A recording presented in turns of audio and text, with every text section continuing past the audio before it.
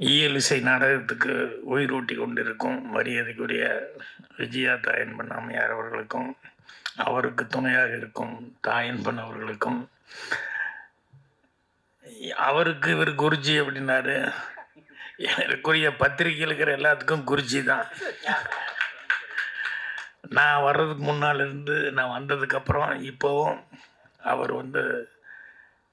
என்றைக்கும் அவர் என்ன எழுதினாலும் என்ன பேசினாலும் அது ஒரு ரசிகனாகவே நான் படிச்சுக்கிட்டு இருப்பேன். எப்போ படித்தாலும் அது மறுபடியும் ஃபோன் பண்ணி பேசுவேன். ராம்ஜி அவர்களுக்கும் விழாநாயகன்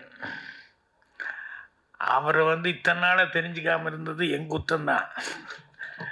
அவர் ஏதோ நான் பாக்கியம் அப்படின்னு நினைக்கிறாரு. இங்கே வந்தது எனக்கு பாக்கியமாக நான் நினைக்கிறேன். என்னென்னா அவர் மட்டுமே இல்லை, அவர், அவங்க துணைவியார், அவங்க பொண்ணு, மாப்பிள்ளை, இப்படி சொன்னால் எல்லாருமே ஒரு கலை குடும்பமாக இருக்காங்க அப்படின்னு சொல்லும்போது, அப்புறம் இவங்களோட சேர்ந்து மதுரை மாவா அவங்க என்ன கூப்பிட வந்தாங்க. அவங்களும் இதில் இணைஞ்சிருக்கேன் அப்படின்னு சொல்லிட்டு, ஆனால் அவங்க தான் முதல்ல ஃபோன் பண்ணி கூப்பிட்டுக்கிட்டு இருந்தாங்க. ஸோ இத்தனை நாளாக நான் தெரிஞ்சுக்காமல் இருந்தது அப்படிங்கிறது அது என்னுடைய தவறல்ல. ஏன்னா எனக்கும் டான்ஸுக்கும் அவ்வளோ பொருத்தம். நான் சினிமாவில் பயப்படுறது ஒன்றுக்கு தான், டான்ஸுக்கு மட்டும்தான். அதில் நான் எப்படி இதுக்குள்ளே இன்றைக்கி நின்றுருக்கேன் அப்படின்னு நினைக்கும்போது எனக்கே சிரிப்பாக இருக்குது. நம்ம போய் இதில் என்ன பண்ண போகிறோம் என்ன அப்படின்ட்டு.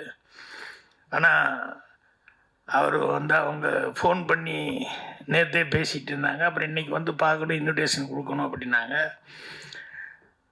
ஸோ காலையில் வந்தப்போ உண்மையில் எனக்கு டான்ஸ் மாஸ்டர் அப்படிங்கிறத மட்டும்தான் நான் புரிஞ்சுக்கிட்டேன்.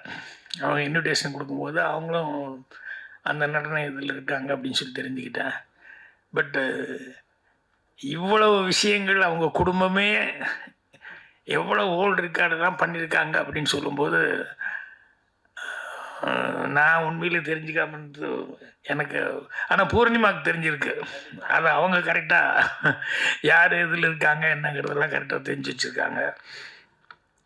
இப்போ இங்கே வந்ததுக்கப்புறம் தான் இந்த நாடகத்தை, அந்த வாயு புத்திரா, அது இந்த சகுந்தரா, இதெல்லாம் பார்க்கும்போது அதனுடைய இது ஏற்கனவே நடத்துனது எங்கெங்கேயோ ஃபாரின்லாம் நடத்தியிருக்காங்க. அதை பார்க்கும்போது தான் இவ்வளோ பிரம்மாண்டமாக என்னென்னமோ சர்க்கஸு, என்னென்னமோ டெக்னிக்கெல்லாம் யூஸ் பண்ணி என்னென்னமோ பண்ணியிருக்காரு அப்படின்னு சொல்லும்போது, இப்போ எனக்கு இந்த 7ஆம் தேதி இது மிஸ் பண்ணாமல் பார்க்கணுமே அப்படிங்கிற லெவலுக்கு.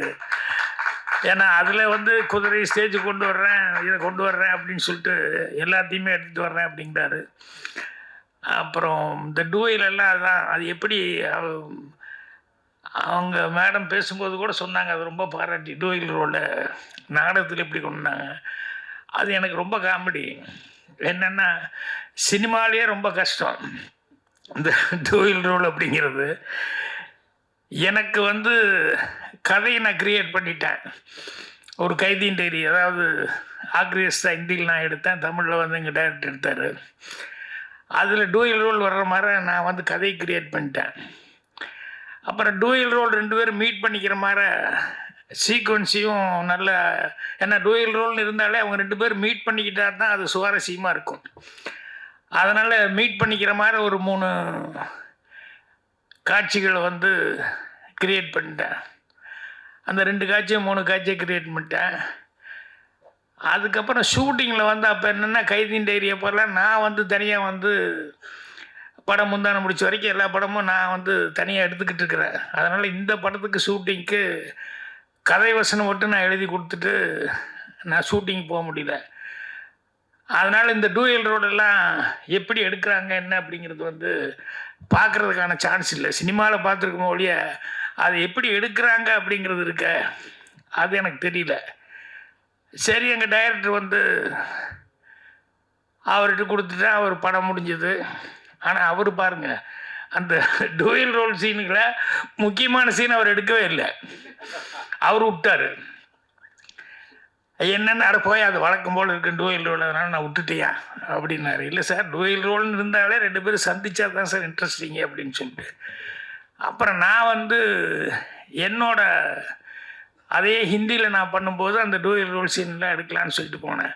இப்போ எனக்கு ஒரே காம்ப்ளெக்ஸ் என்னென்னா, நான் டூயல் ரோல் எப்படி எடுக்கிறது, நான் பார்த்ததும் இல்லை எப்படி எடுக்கிறாங்கன்னு. எங்கள் டைரக்டரும் எடுக்கல, அந்த ஷூட்டிங் அட்டன் பண்ணல.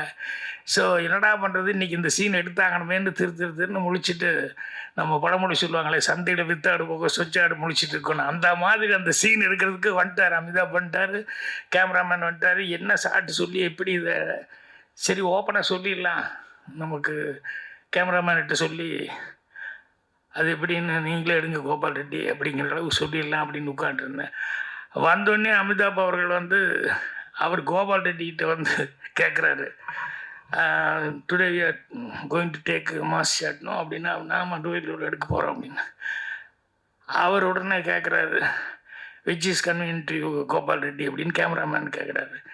அவர் வந்து, சார் லைட் மாஸ்க்கு that is better for me அப்படிங்கிறாரு. எனக்கு ஒன்றும் புரியல, லைட் மாஸ்க் இது வேறு இருக்கா அப்படின்னு சொல்லி முழிச்சிட்டு உட்காந்துருக்கேன். அப்புறம் அமிதாப் அவர்கள் வந்து, no no no will go for dubbing first, that is convenient to me அப்படின்னாரு. No sir it is indoor light mask அப்படின்னு சொல்லிட்டு இவர் அதை சொல்லிட்டு இருக்காரு, அவர் அதை சொல்லிட்டு இருக்காரு. ரெண்டும் தெரியாமல் நான் அப்படியே முடிச்சுட்டு உட்காந்துருந்தேன். அப்புறம் மெல்ல அமிதாப் என்ன பார்த்தார், captain of the ship is here, why we are arguing, sir which you prefer அப்படின்னாரு. எனக்கு தெரியல, which is convenient to you அப்படின்னு கேட்டேன் அவரை.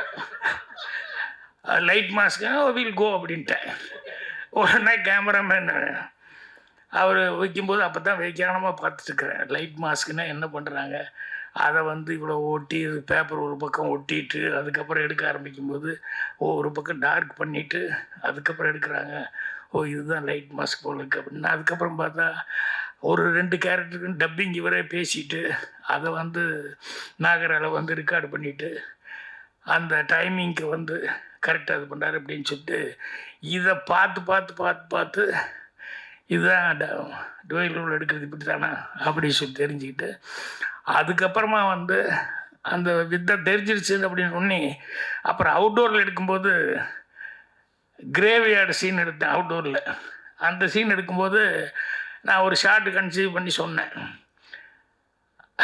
அப்போ அவங்க வந்து சொன்னாங்க, சார் இது என்ன டூயல் ரோலுக்கு இவ்வளோ பெருசாக லென்த்தாக இப்படியெல்லாம் கன்சீவ் பண்ணால் கஷ்டம் அப்படின்னு. இல்லை ஈஸி அப்படின்னு சொல்லிட்டு நான் அதுக்குள்ளே உள்ளே பூந்துக்கிட்டு இப்படி பண்ணலாம் அப்படி பண்ணலான்னு சொல்லும்போது, சரி ஒரு வெரி இதில் ரொம்ப பர்ஃபெக்டாக இருக்கீங்களே நீங்கள், எனக்கு தானே தெரியும் நான் எதுவும் பர்ஃபெக்டாக இல்லை, இதை பார்த்து தான் கற்றுக்கிட்டேன் அப்படின்ட்டு. ஸோ அந்த மாதிரி அதில் கரையேறதுக்குள்ளே போதும் ஆகி போச்சு. ஆனாலும் அதை எடுத்து எடிட்டிங் பண்ணி அதுக்கப்புறம் கட் பண்ணி பார்த்துட்டு அவர் வந்து ரொம்ப ஆச்சரியப்பட்டு,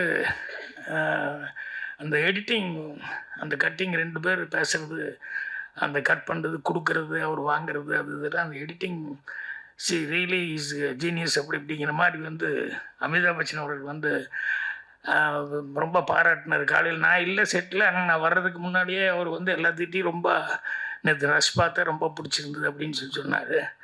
அதே மாதிரி புரட்சித் தலைவர் எம்ஜிஆர் அவர்கள் அவர் படம் பார்த்துட்டு அவர் கடைசியில் கொஞ்ச நேரம் அப்படியே சைலண்டாக உட்காந்துருந்தார். என்னடா படம் முடிஞ்சு எப்படி உட்காந்துருக்காருன்னு பார்த்தேன்.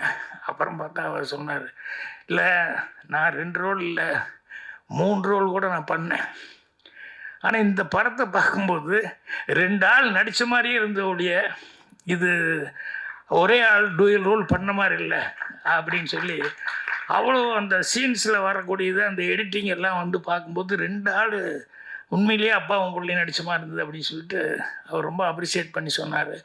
எனக்கு அது ரொம்ப ரொம்ப சந்தோஷமாக இருந்தது. இது டூயல் ரோல்னு சொன்னோடனே இவர் நாடகத்தில் இப்படி பண்ணியிருப்பாருன்னு இப்போ அப்படியே கன்ஃபியூஷன் ஆகிட்டுருக்கு. ஏன்னா சினிமாவுக்கு எடுக்கிறதுக்கு இப்படிலாம் தெரியும், பட் நாடகத்துக்கு அதை ஒரு ஸ்டேஜில் பண்ணியிருக்கணும் அப்படின்னா எப்படி கவுண்டர் டைலாக் பேசியிருக்க முடியும் அப்படிங்கிறது வந்து எல்லாமே அது ஒன்று தெரிஞ்சுக்கிட்டோம்னா அப்புறம் ஒவ்வொன்று இது பண்ண. அன்னைக்கு கூட என்னோட 50வது வருஷம் அந்த இதுக்கு வந்து ஏஐ பண்ணியிருந்தோம். ஏஐ பண்ணதில் எம்ஜிஆர் அவர்கள் பேசுவாங்க, அதுக்கப்புறம் கட் பண்ணி நான் கொஞ்சம் ஒன்று பேசுவேன், அப்புறம் வந்து நம்பியார் அண்ணன் பேசுவார். அப்போ நம்பியார் அண்ணன் ஏப்பா பாக்யராஜ்னு என்கிட்ட பேசி கேட்பார், நான் உடனே இங்கேருந்துட்டு பதில் சொல்லுவேன், இல்லைப்பா நீ அதெல்லாம் உங்கள் பெருந்தன்மை அப்படின்னா. இல்லைண்ணே இப்படி தானே அப்படின்னு பார்த்தா சினிமா ஷாட் எடுத்த மாதிரியே நான் ஸ்டேஜ்லேருந்து பேசிகிட்டு இருப்பேன், அவர் வந்து ஏஐயில் பேசிகிட்டு இருப்பார். இது சத்யராஜோட பார்த்துட்டு ரொம்ப அப்ரிஷியேட் பண்ணி எல்லாம் ஏஐயில் அவங்கவுங்க தனித்தனியாக பேசுகிற எடுப்பாங்க. பாக்யராஜ் சார் எப்படி ஸ்டேஜில் இருந்துட்டு பேசுகிறாரு, அவங்க கவுண்டர் கொடுத்து பேசி 2 பேரும் எப்படி பேசுனாங்க, எனக்கு ஒரே ஆச்சரியமாக இருக்குது அப்படிங்கிற மாதிரி சொன்னார். அந்த மாதிரி அந்த வித்தை கற்றுக்கிற வரைக்கும் கொஞ்சம் கஷ்டம். அப்புறம் மூளையை படுத்தினோம்னா கண்டிப்பாக பெட்டர்மெண்ட்டாக நிறையா பண்ண முடியும். அதனால் இப்போ இவருக்கு அந்த டூயல் ரோல் எப்படி பண்ணார் அப்படிங்கும்போது அவர்கிட்ட எப்படி இருந்தாலும் இதெல்லாம் வச்சுருப்பாங்க, சிடி அது இதெல்லாம் இருக்கும். அதனால் அது அவசியம் வாங்கி பார்க்கணும் அப்படிங்கிற மாதிரி இருந்தது.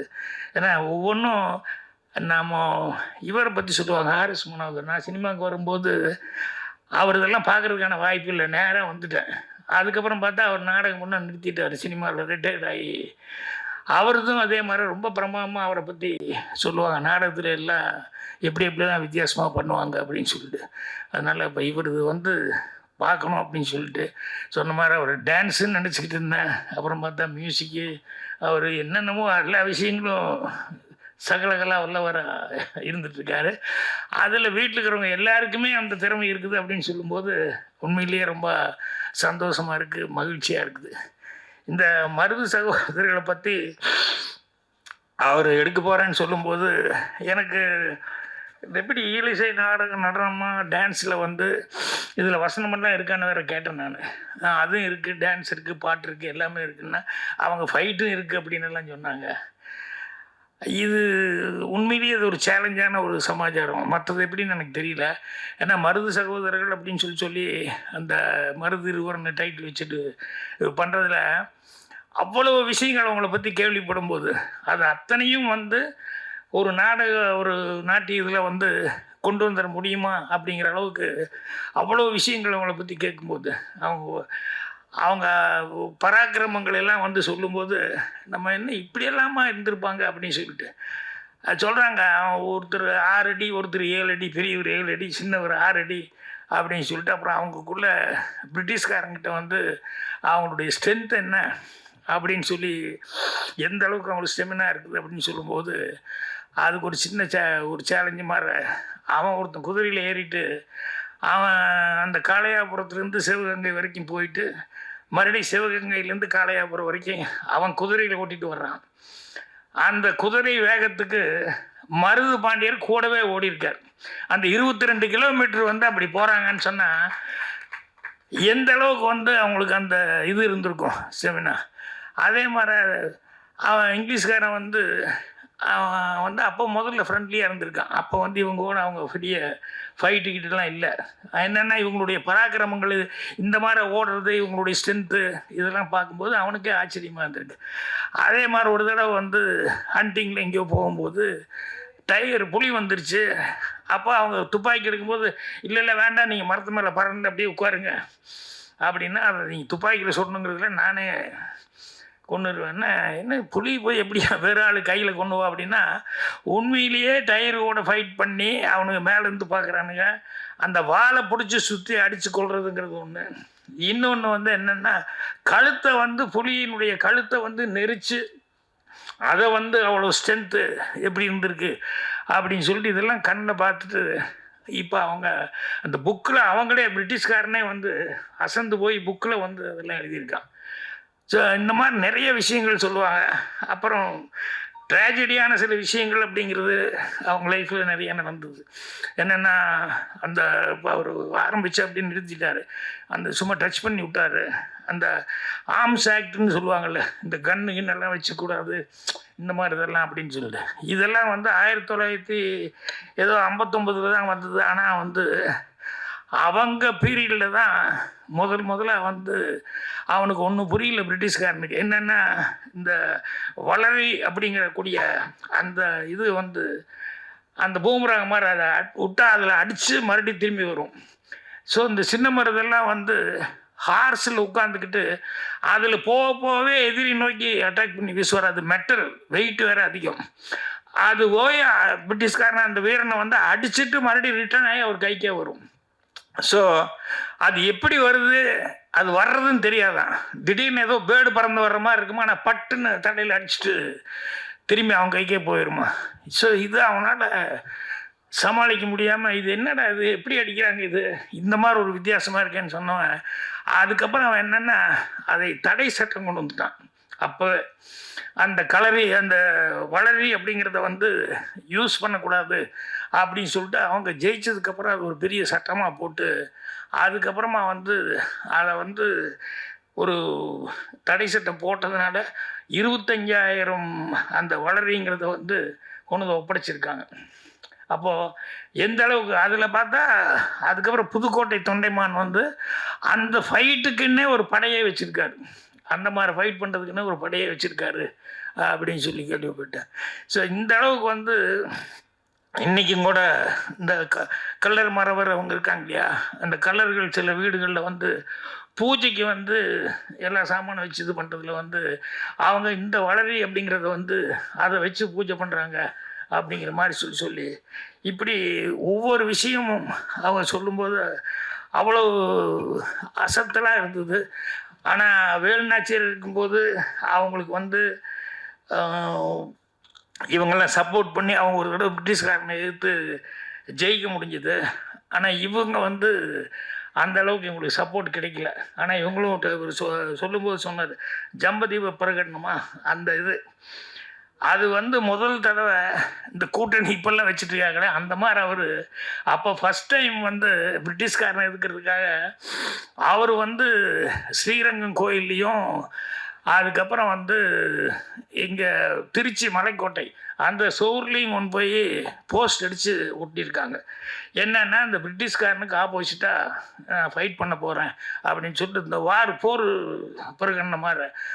அப்போ அதில் வந்து எல்லாத்தையும் கால்ஃபார் பண்ணும்போது நிறையா நம்ம ஆளுகளாம் பிரிஞ்சு இருந்திருக்காங்க. அதனால் ஜாதி மதம் பேதம் இந்தியன் கிறிஸ்டியனு முஸ்லீமு அதெல்லாம் இல்லாமல் நம்ம எல்லாம் ஒன்று சேர்ந்து அவன் பிரிட்டிஷ்காரன் நம்மளை வந்து நம்ம நாட்டுக்குள்ளே வந்து நம்மளை இப்படி பண்ணிகிட்ருக்கான், அவனை நம்ம எதுக்கணும், அதனால் இதுக்கு நீங்கள் எல்லோரும் ஒன்று சேர்ந்து வந்து ஃபைட் பண்ணுறதுக்கு எனக்கு வந்து நீ கூட இருக்கணும் அப்படின்னு சொல்லி பிரிட்டிஷ் எதிர்த்து அவ்வளோ தைரியமாக வந்து ஒரு போர் பிரகடனம்னு சொல்லி போஸ்ட் ஒட்டியிருக்காரு. அது பிரிட்டிஷ்காரனுக்கே ஷாக்காக இருந்திருக்கு. அதில் வந்து கீழே வந்து அப்போவே அவர் வந்து இப்படிக்கு கீழ்ப்படிதல் உள்ள தங்கள் வேலைக்காரன் சின்ன மருது பாண்டி அப்படின்னு சொல்லி போஸ்டில் போட்டிருந்தார். ஸோ அப்போ எந்த அளவுக்கு அவங்க வந்து அதை எதுக்கும்போது எவ்வளோ இதோடு இருந்திருக்காங்க. ஆனால் யாரும் எதுக்கும்போது கூட இல்லாதனால வந்து எல்லாம் ஒத்துமையாக சேர முடியாதனால அவங்க போயிட்டாங்க. அவங்களுக்கு வந்து 1801 அக்டோபர் 24 to 27 அந்த 3 நாளில் வந்து கிட்டத்தட்ட ஒரு திருப்பத்தூரில் வந்து மகன்கள் பேரன்கள் இன்னும் சொந்த பந்தம் அப்படிங்கிறவங்கள 3 நாள் வந்து கண்டினியூஸாக 530 பேரை வந்து தூக்கில் போட்டு இது பண்ணாங்க. என்னென்னா அது தூக்கில் போடுறது பார்த்தா தான் மற்றவங்களுக்கெல்லாம் பயம் வரும் அப்படின்னு சொல்லிட்டு.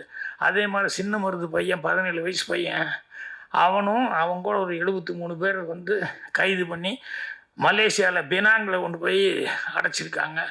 அந்த பையனும் வந்து 20 வருஷம் கழித்து ஜெயிலேருந்து வந்து அது என்னென்ன பாருங்கள், அவனுக்கு ஒரு பெக்யூலியரான பனிஷ்மெண்ட்டு. அவனை ஏன் அங்கே கொண்டு போட செய்ய இங்கே எல்லாரையும் கொண்ட மாதிரி கொள்ள வேண்டியது இல்லை. அவன் நாட்டை நினச்சி என் நாட்டை எப்போ பார்க்க போகிறேன்னு அவனுக்கு அந்த ஃபீலிங் இருந்துக்கிட்டே இருக்கணும், அதுதான் அவனுக்கு தண்டனை அப்படிங்கிற மாதிரிலாம் பண்ணி 20 வருஷம் கழித்து அந்த ஆள் மறுபடியும் திரும்பி வந்ததுக்கப்புறம் வந்து அதுக்கப்புறம் வந்து இறந்துருக்கா, இந்தியாவில் வந்து இறந்துருக்கா. இப்படி நிறைய விஷயங்கள் அவங்கள பற்றி சொல்லும்போது ஆச்சரியமாக இருந்தது. இவ்வளோ இது இருக்குது. இந்த மாதிரி இன்னும் சொல்ல போனோம்னா நிறையா அவங்களுடைய இதில் என்னென்னலாம் நடந்தது அப்படிங்கிறதெல்லாம் இதையெல்லாம் வந்து எப்படி இவர் நாடகத்தில் வந்து ஒட்டுமொத்தமாக அதை வந்து கொண்டு வர முடியும் அப்படின்னு சொல்லும்போது எனக்கு தான் ஔவையார் பாடினது இருக்குல்ல, திருக்குறளை பற்றி சொல்லுவாங்க, இந்த கடுகை தொலைத்து அணுவை தொலைத்து கடுகை தொலைத்து குறுக தரித்த குரல்னு சொல்லுவாங்க. அந்த மாதிரி வந்து இது ஒரு சேலஞ்சிங்கான விஷயமாக தான் இவருக்கு இருக்கும். அதை வந்து இவர் செய்ய போகிறாரு அப்படின்னு சொல்லும்போது அதுக்கு வந்து பாருங்கள் அந்த மியூசிக்கு அது இது எல்லாமே வந்து எல்லாம் போலேருந்து ஏதோ ஒரு எல்லாத்தையும் காமிச்சாங்க, அத்தனை பேர்த்தையும் ஹங்கேரி அந்த மியூசிஷியன்ஸ் அவங்களெல்லாம் காமிச்சாங்க. ஸோ எவ்வளோ பேரை வச்சு எவ்வளோ சிறப்பாக வந்து அந்த மியூசிக்கெல்லாம் பண்ணியிருக்காங்க அப்படிங்கும்போது இது அவசியம் வந்து நம்ம ஆள் எல்லாருமே பார்க்கணும். ஸோ 7ஆந்தேதி இது சிறப்பான முறையில் எங்கே நடக்குதுங்க, நம்ம லேடி ஆண்டாள் இதில் அதில் நடக்குதுன்னு சொன்னாங்க. அநேகமாக இது மிகப்பெரிய ஒரு ஹிட்டாக ஏற்கனவே அவர் பண்ணது 2மே ஹிட் ஆகிருக்குது. இதில் மருது சகோதரர்கள், மருது இருவர் அப்படிங்கிறது வந்து நிறைய பொட்டன்ஷியல் உள்ள நிறைய மேட்ரு இருக்குது. ஸோ அதில் இருக்கிறதுலே பெட்டரான விஷயங்களாக வந்து செலக்ட் பண்ணி அதை தான் வந்து இப்போ நான் யூஸ் பண்ணிப்பான்னு நினைக்கிறேன். ஸோ அதனால் எனக்கு ரொம்ப சந்தோஷம். நான் வந்தோடனே ஓடிடலாம் அப்படின்னு நினச்சிக்கிட்டு தான் வந்தேன். இங்கே வந்து பேசுகிறத பார்த்தோன்னே அவங்க வீட்டில் இருக்கிறவங்க ஒவ்வொருத்தரும் ஒவ்வொரு விஷயத்தில் எவ்வளோ கெட்டிக்காரங்க அப்படின்னு சொல்லி எல்லாம் பார்க்கும்போது எனக்கு ரொம்ப நல்ல வேலை இது மிஸ் பண்ணல, நம்ம கரெக்டாக வந்துட்டோம் அப்படின்னு சொல்லிட்டு எனக்கு இது ரொம்ப சந்தோஷமான விஷயமா இருக்குது. ஒரு மிகப்பெரிய ஒரு கலைஞனை வந்து அவங்க குடும்பத்தையும் சந்திக்கிறதுக்கான ஒரு வாய்ப்புகள், அவங்களே இருட்டில் இருக்கிறாங்க, அப்புறம் நான் பார்த்துட்டு போகிறேன். ஏன்னா இவங்க பேர் சொல்கிறாங்க, சித்ரான்னு சொல்கிறாங்க, காவியான்னு சொல்கிறாங்க, ஒவ்வொருத்தரையாக சொல்லும்போது எல்லாம் இருட்டுக்குள்ளேயே இருக்கிறதுனால இப்படி இப்படி எட்டி எட்டியே பார்த்துக்கிட்டு இருந்தேன். ஸோ அந்த கலை குடும்பத்தை சேர்ந்தவங்க எல்லாத்துக்கும் என்னுடைய மனமார்ந்த வாழ்த்துக்கள் தெரிவிச்சுக்கிறேன். அதே மாதிரி பத்திரிகையாளர் சந்திப்பு தான். பத்திரிகையாளர்கள் அவங்க இன்றைக்கி 50 வருஷமெல்லாம் எனக்கு வந்து கொண்டாடினாங்க அப்படின்னா அதுக்கு பத்திரிகை நண்பர்களுடைய உதவி தான் எனக்கு மிகப்பெரிய உதவியாக இருந்தது. ஸோ இதுவும் அவங்க வந்து சிறப்பான முறையில் வந்து இதுக்கு வந்து அவங்க ஒரு உற்சாகமூட்டும் விதத்தில் விமர்சனங்களை கொடுத்து இதை பெரிய லெவலில் எடுத்துகிட்டு போக வேண்டிய இப்போ ஃபஸ்ட்டு இந்தியாவில் இது பண்ணுறீங்க இல்லையா? ஸோ இதுவும் வந்து உலகம் பூரா போய் எல்லா இடங்கள்லையும் வந்து இது பேர் வாங்கணும் அப்படின்னு சொல்லி என்னுடைய மனமார்ந்த வாழ்த்துக்களை தெரிவிச்சுக்கிறேன். நன்றி, வணக்கம்.